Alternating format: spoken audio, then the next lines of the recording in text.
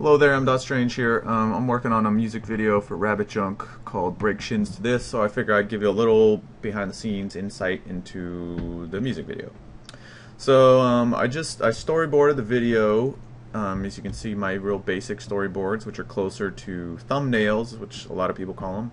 So I go out and listen to the song and then draw these frames, and then I scanned them into the computer and then separated them, with Photoshop, so that I have a little image for each frame of the storyboard, and there's a Photoshop action you can make to speed that up.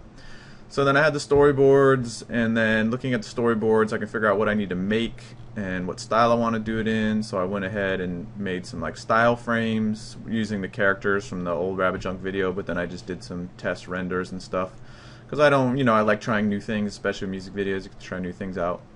So then I needed to make some characters and some things, so I needed to make these babies, not making babies in the way you think I'm making babies.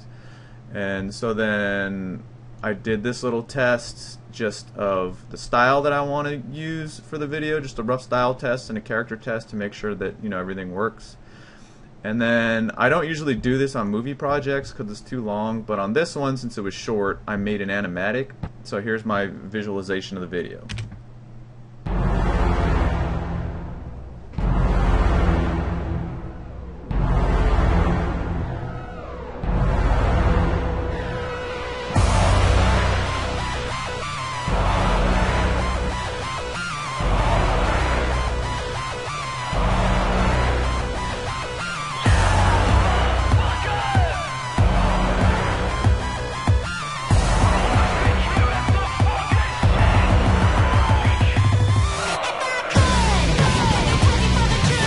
So, since I'm just doing it for myself, no one else has to understand what's going on here.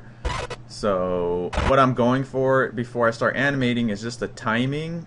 Really knowing, whether the stuff's going to work. So when I'm looking at it, it's like, yeah, I get it. Yeah, this makes sense, or this is going to be good. And then it's just the timing. So by knowing how long the shots are here, then when I actually go into animating them in Cinema 4D, I know how long the shots have to be. And then if there's actually parts, like some parts of this video, like this part here, or right here. So this is a longer shot of this giant monster rabbit, like dancing among buildings, getting attacked by airplanes. So this one, I'm gonna actually sync to the piece of audio. So then I can go in here and just export this piece of audio and then bring it into Cinema 4D and sync in it, and then I know that it'll sync in this part of the timeline where it's supposed to be. So yeah, so now you just go through and replace these shots with the animated shots, and you know exactly how long they're supposed to be, and that if you do this, it'll work the way you plan it. So I'm gonna go start doing that now. Okay. So if you've already seen the video, you'll see that I have these crazy babies, and the baby was just a model I got off the free 3dmodels.com. So it's all triangulated, it's not quads. And then I just rigged it and modified it, put some hammers I had inside of its arms. Then I went from another free site and downloaded this rabbit vibrator and put it in the baby's head for some reason. Because I did this video for free because I really like Rabbit Junk, and JP was the voice of my last film, and he's a cool dude. So I was like, so when I do stuff for free, like, it has to be fun, because if it's not fun, then I don't want to do it because I'm not getting paid. So I have to do stuff for it to make it lulzy, I guess. So like having the vibrator on this baby's head, these killer babies, made it entertaining enough for me to make it. So this baby is just regular keyframe animation.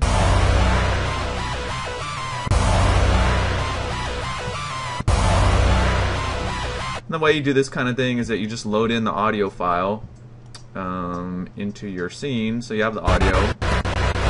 And then you just do keyframe animation to the music. So I mean, whatever you want to see, whatever imagery or movement it elicits by the sound, then you just try to recreate it.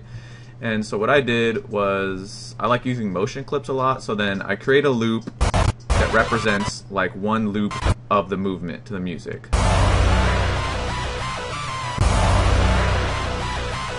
And then I go and turn it into a motion clip. So then now, where is your motion clip? Oh, I guess this one is not a motion clip yet. It's still keys. Let's look at the keys.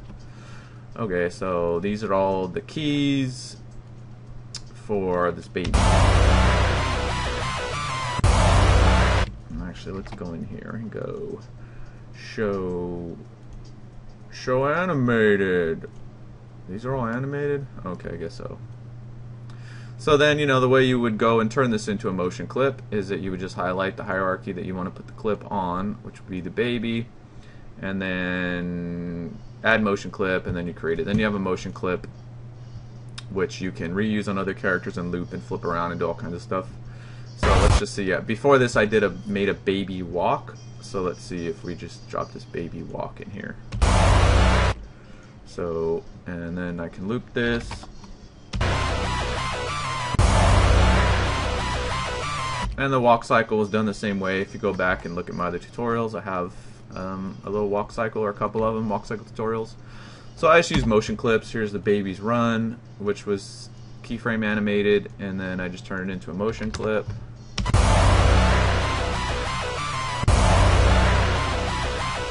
So once you have these motion clips, you know, it's really flexible in that you can blend them into each other, like just by going like that.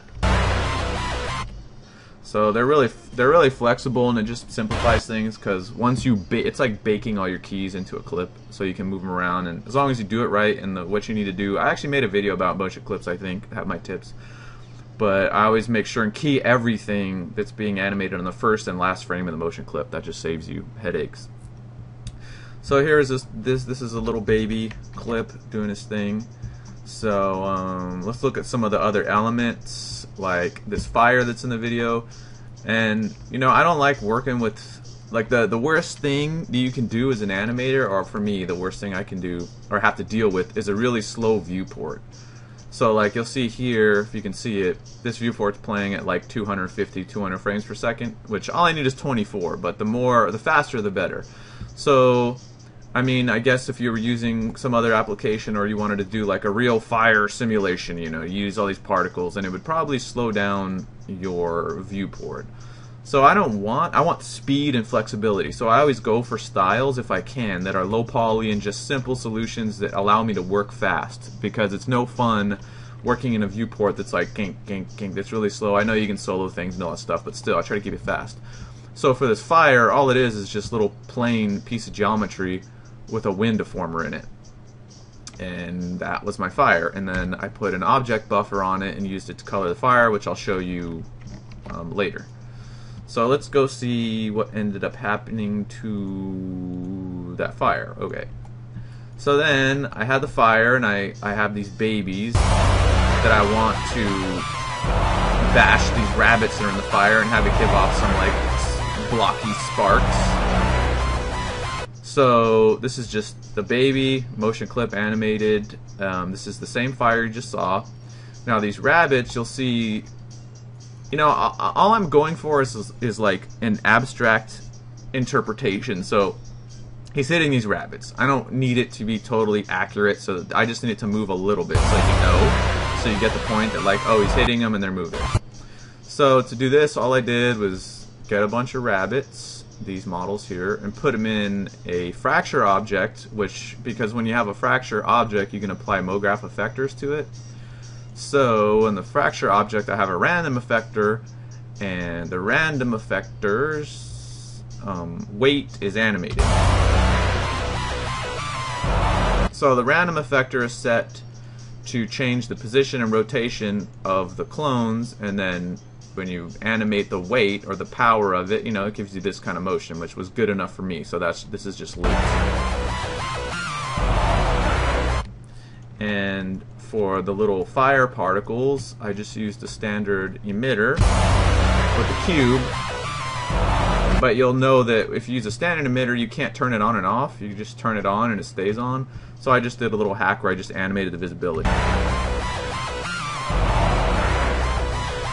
So when you combined all three of those things, the fire, the rabbits, or four, I guess, the animation, and the fire cubes, you get something that's more interesting than one of those simple little hacks on their own. So it's about combining a bunch of them together, compounding them to give you something more interesting.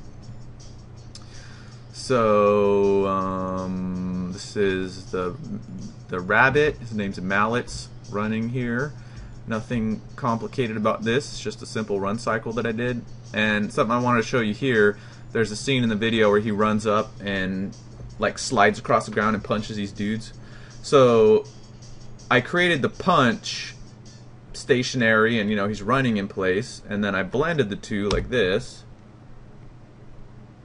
So you know, as you can see, he's not moving across the floor as he should, so he can, you know, move across the floor and then do the punch. So then I just do it all in place, and then I use align to spline tags to actually do the character movement. So let's go open that scene so I can show you that. Let's go find okay.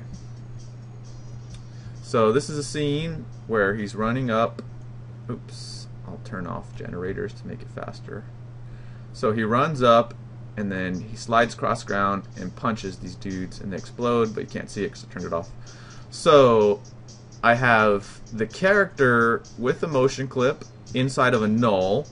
So I just turned this into a, you know, made a null, or grouped it, made a null. So in this scene, I want to show you how I used those two combined motion clips. So let's go open them. So here's the two motion clips like you saw, and then I have the rabbit with the motion clip inside of a null, and then I have an align to spline tag that's animated that's causing him, let's go into a camera so you can see it from here. Come on, buildings. Okay, well this is enough. So, you know, he's running in place, punching in place, but you can see I'm using the align to spline tag so that now he's skidding across the ground, boom, and punching these dudes. So I always create motion clips as much as I can. I create them to be stationary so that I can reuse them a lot, because you know, if I actually was moving him across space, it would make it really hard to blend it to other motion clips. So I always do them in place, so you have this kind of flexibility. So that's how I used that one that was combined. There's a bunch of babies that get destroyed in this video. This is one of them. I just wanted to show you this, a little trick I learned from this guy's Vimeo tutorials. So he goes into like this cyclone and then into these particles. So I just learned recently that if you use Jiggle Deformers, it has a forces tab, which I never really thought about, but you can use the particle forces to affect your geometry. So then I'm just using this rotation and this attractor inside of the Jiggle Deformers forces, and that's what's causing this like vortex. And then I just animate that vortex into the old school explosion deformer. So it's the vortex from the forces going into the explosion deformer, which, you know, if I wanted it to be accurate, I would shatter the object and then use the dynamics, but I didn't. That's slower. It's like a slower workflow, and I don't really care with the style of this video. It fits that it breaks into these triangles. So again, I'm looking for simple solutions, and that's what I got here. So this one's baked to a point cache, that's why these are off. Otherwise, let's see if I can turn it on, if it will be super slow. Whoa. It's creating something crazy. So yeah, that's why I baked it. Before I show you this, let's go to some other separate pieces. So here are the two. You know, in the video I wanted these babies to be worshiping like this god and chanting, so I've just brought in the audio and created their animations to it.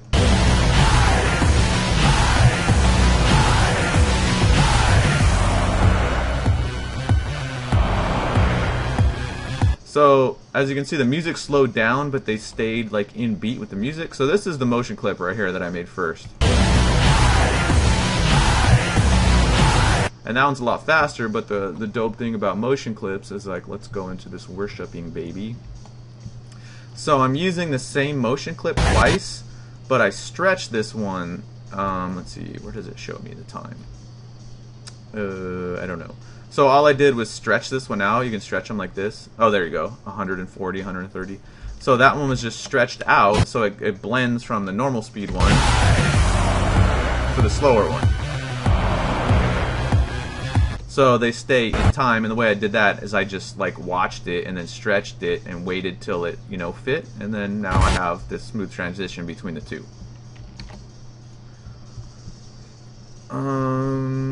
Okay, and then when the babies are running, they have like these lines following them. And one of the coolest things about MoGraph, the MoGraph module here in Cinema 4D, which I know a lot of people use motion graphics, which is good for that, of course, but I use it for like character effects and things like this because it's really fast and flexible. So all I did was take the baby model, wherever he is. Come here, you terrible, terrible thing. So a fast way to do this is that, you know, this baby has foot controllers. So what I did is just add his foot controller into the tracer link. So it's going to trace the foot controller, and then his hammers are linked too. And the way you do this, well, you can do it a bunch of different ways. So if we go into the hierarchy, you'll see that there's a null in here. And the easy way to do this is just if you want a null for tracking, because see, I don't want to, it's going to trace it based on its axis, and I don't want to trace it from here, I want it from the tip of the hammer. So then you just click on an object and then go to character conversion, convert to nulls, and then it creates a null right where that axis is, and then you just move it along the Y and then put it wherever you want. So then now I'm tracing this. That's what this is here. And all these characters, as you can see, there's no textures there. I'm using object buffers, and I'm coloring them or texturing them, shading them, whatever, in After Effects, and I'll show you that after. So if you see, all of these have these tags, object buffers, and based on what the objects are, they have a different buffer number. So once I figure out how many different colors I'm going to have in the scene, I write it on paper. Like white is buffer 1, red is buffer 2, black is buffer 3. So then when I go through and create the characters, I organize them and make sure all their buffers are there. So here's one of the dancing rabbits, and there's nothing fancy to this. I just keyframe animated this.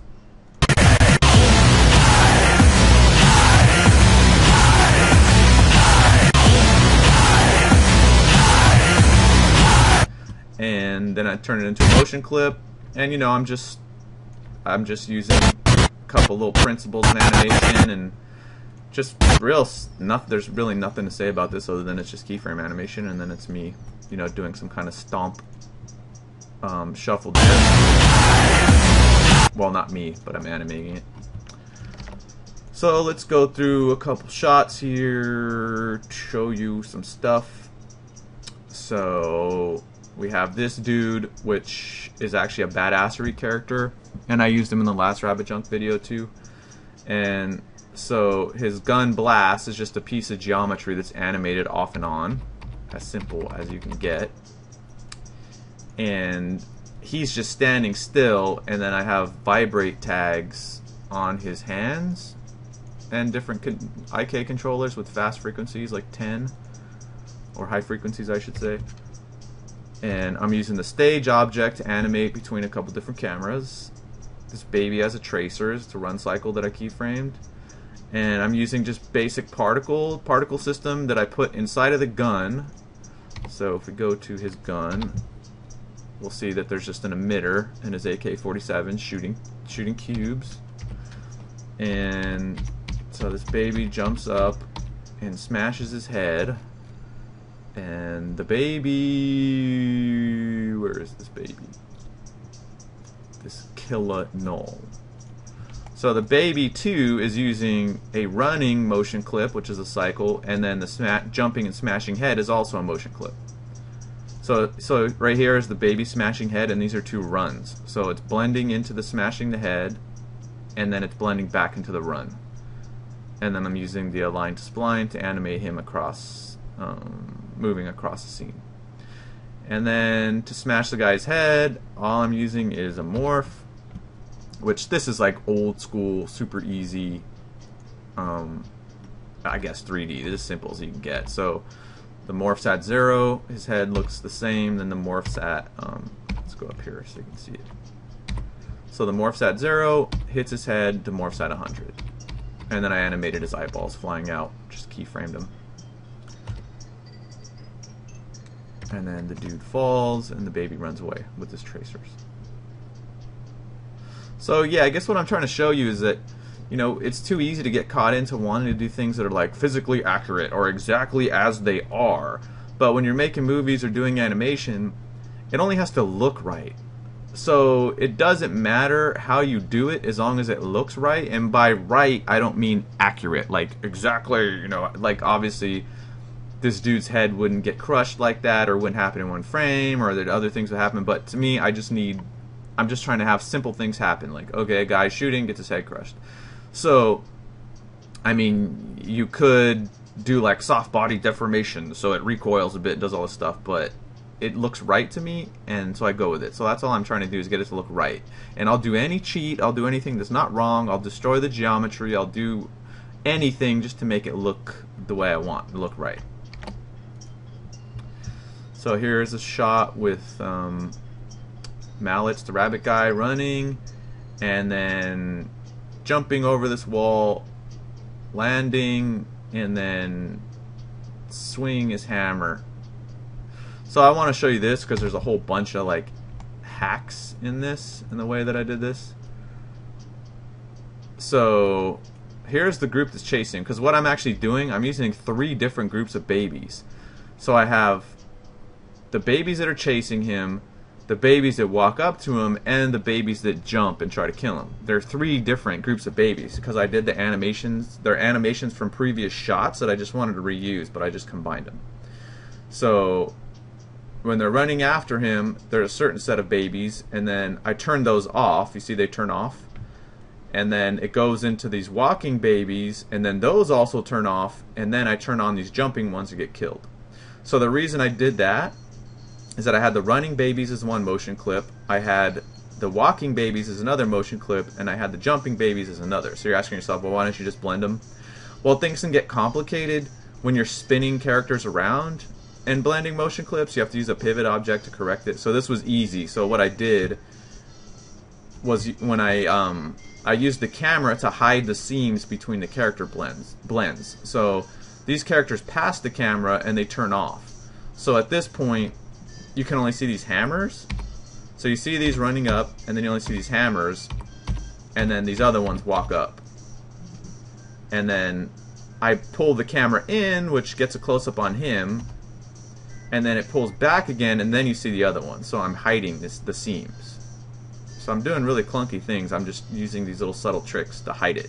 And as long as no one knows or can tell, then it doesn't matter how bad you hack it or whatever you do. And then his animation, the run is a motion clip, and then the motion clip ends. And the cool thing about motion clips too is that you can blend keyframe and motion clip as much as you want. So the motion clip ends, and then, so this is the motion clip in here, and then keyframe animation starts. So this is all keyed. So now if you watch it again, so that's one motion clip, those are keyframes, 1 set of babies, 2 set of babies, 3 set of babies. And then this vortex effect is the same one that I showed you before. It's actually the same clip. It's the same jumping baby from an earlier clip, but I just cloned it ×3 using instances. And yeah, so I'm cheating as much as possible because, you know, I'm doing this by myself, and I did the whole video from start to finish in 3 days, or in 5 days I should say. 4 days of animation, 1 day of prep. So, you know, I want to cheat. I don't want to have to do everything for real if I don't have to. So let's see how I can speed this scene up. Okay, I turned off the crowd. So this is keyframed baby jumping up. Zoom in close. I'm using the stage object to animate between the cameras. Spinning his hammer. And then I have to turn deformers on to show you that. And then I'm just using the simple old school explosion deformer, which is right here, just animated strength. So this thing, it doesn't work for most stuff because it breaks it into triangles and it doesn't look realistic. But for the style that I'm doing this thing in, it was fine. I'm going to show you a little bit about the compositing in After Effects, but just to note, so everything in the video that I wanted to have a color, have a texture, I added a compositing tag and an object buffer number for different things. So like those were 1. Let's go to his hammer. It's 4. So I worked this out ahead of time so I knew what color or what texture I was going to use for different things. So now that I showed you that stuff, I just want to show you a little prep on how I do the look using object buffers. So with this, since again I did it for free and I want to do it fast, I didn't want to spend much time or any time rendering, because rendering costs money, because it costs power, so I wanted to render as fast as possible while getting some kind of stylized look. So I did the left-right's music video for Genesis in a similar style, where I used the Cinema 4D cell render post effect, and then I used object buffers, see these buffers, to color the stuff. So when you go to render it, you'll see that it renders really fast, and it gives me these wireframes. And for this style, I'm not using anti-aliasing, there's no textures, everything's turned off, and I just have these object buffers. So I'm sending out a multipass with the RGBA, which is the normal image, and then the buffers, and then a depth pass using the plugin ZBlur, which is awesome, by the way. If you don't have it, I recommend buying it. So this is what it looks like. This is how fast it renders. So this looks kind of interesting, but it's kind of boring because there's no color. So I wanted to add some dashes of color, so that's what I use these object buffers for. So I'm going to jump into After Effects and show you how I did that. Okay, now that we're in After Effects, I'm going to show you the passes that come from one shot. So this is a shot where he's running and jumping, hitting the babies. So we have our RGBA pass, which is just the cell render outlines plus an alpha channel. Then we have our depth pass from ZBlur, which is the depth from the scene. Okay. And then we have our object buffers. This is 1. This is 2. This is 3. This is 4, his torso and his hammer and their heads and hands. This is 5, not really used. This is 6, not really used in this one either. So if we go into this comp, I have soloed, the RGBA. So at the bottom, I have a black solid, that's what I always do. Then we have this glitch stuff, so part of my concept is I wanted to use like 8-bit Nintendo glitch stuff as part of an atmospheric thing. So I just went on archive.org, Creative Commons, and some dude had made like a 35-minute compilation of Nintendo glitches, or NES, because Nintendo did a lot more than that. But so this was perfect. So I planned this ahead of time, and then I knew it was out there, or I hoped it was, and it was. So I got the glitch. So that is the background. And then on top of that, we have, I'm going to start soloing these to try to figure out what's going on here. So this is buffer 6, which isn't used, so you won't see any change there because that's the color black. I'm not using black. One of the buffers uses fire as a matte, so let's go into that. Let me show you that. So it's just stock footage of fire that I zoomed into a bunch. So that's fire, which is not used in this one either. But the way I do it is that I create one shot with all the elements in place, and then copy and paste those into new shots, and then just replace the buffers and the elements, so it saves time in the end. So here's buffer 5 with the glitch. So I'm using it a little bit, which I switched it on and off during the video because what I ended up using on that same one, on the same channel, I was using a red solid reversed to add this red color, and then I keyframed its opacity on and off to kind of give the look that I wanted. Here's a yellow one for his eyes. And for this whole video, I purposely didn't use any motion blur because it takes too long to render. I didn't want to spend any time rendering. And for this kind of computer gaming harsh style, kind of fits that it doesn't have blur. Here's another red solid, but this isn't coloring the scene, this is coloring different elements. And then we have the white, which is coloring stuff white. We have glitch in the depth path. So what I did, let me turn this on and off. So usually use your depth path to like desaturate things or lower the contrast to create fog, but I use a track matte to use the glitch with the depth pass. So I just want to show you that, because you know, just be creative, and you can use anything in your depth channel. It doesn't just have to be fog or some normal element. So this is the depth stuff matted, so it's going to put glitch on everything that's in the background. And then what else did I have here? I think that's it. Then I just had my adjustment layer with my looks on top, and when you combine it all, this is what you get. On my looks layer, I think it's just Magic Bullet looks, a little preset. Yeah, that's it. So yeah, you know, starting with this straight out of the renderer, which rendered really fast as you saw, and then ending up with something much more stylish than that. And these After Effects shots render really fast because there's no effects, it's just using track mattes. There's only one effect on the whole thing, which is a adjustment layer of Magic Bullet looks. Let's make sure. Oh, there's some curves, but these are not used, so those can actually get deleted. Oops, maybe they are being used. So yeah, so as you can see, they update pretty fast because there's no real effects except for the Magic Bullet looks, and I'm just using track mattes.